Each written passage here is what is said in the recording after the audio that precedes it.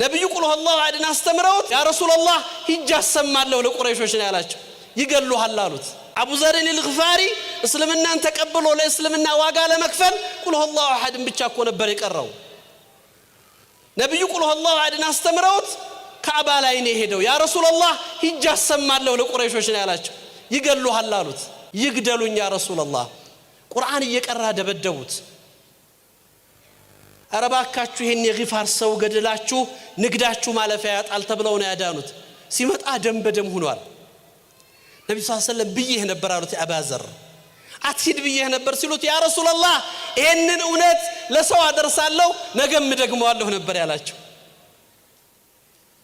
ህይወት ነው ቁርአኑ ሲገባ። ዑቅባ ብን አቢ ሙዓይጥ አትሰልማለሁ ብሎ ወጥቶ አቡ ጀህልን አገኘው ምሽት ላይ ከመንገድ ተመልሶ። እሱም ቀድሞ መረጃ ደርሶታል።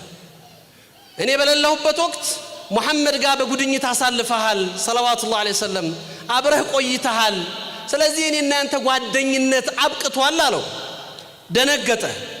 የአቡ ጀህል ጓደኝነት ከሚቀርበት እስልምናውን መቀበል መተው እንዳለበት አመነ። አይ ያንተ ጓደኝነት ከሚቀርብኝ ያብሮ አደጌ ወዳጅነትን ከማጣው እኔ እስልምናውን መቀበሉን ትቻለሁ አለ። አቡ ጀህል የክፋት ጥግ ነበርና ይሄም አላረካው፣ በዚህም አልተደሰተም።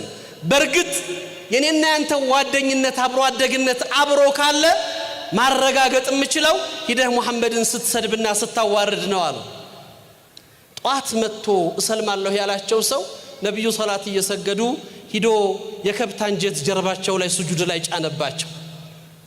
አስከፊ የሆነ ማዋረድን ለማዋረድ ብዙ ርቆ ሄደ። ያ ነው አላህ።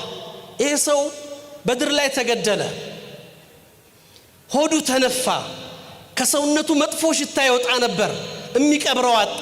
ጉድጓድ መክተት እንኳን ከበዳቸው። አፈር ነበር በላዩ ላይ ጫሉለት።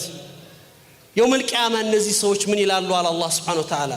ያን ጊዜ ሰዎች በጸጸትና በቁጭት እጃቸውን በሚበሉበት ጊዜ ምን አለ የከሌ ወዳጅ ባልሆንኩ የከሌን ጓደኝነት ባልመረጥኩ ብለው በሚያለቅሱበትና በሚጸጸቱበት ጊዜ ይሄ ጸጸት እያንዳንዳችን ዛሬ እስላምን ብርሃን መርጠን የነብዩ ሰለላሁ ዐለይሂ ወሰለም ነብይነት ወደን ቁርአንን የህይወት መመሪያ አድርገን መኖር ያልቻልነው ሰዎች ሁሉ ያን ጊዜ ነዳማውና ጸጸቱ ከባድ ይሆናል።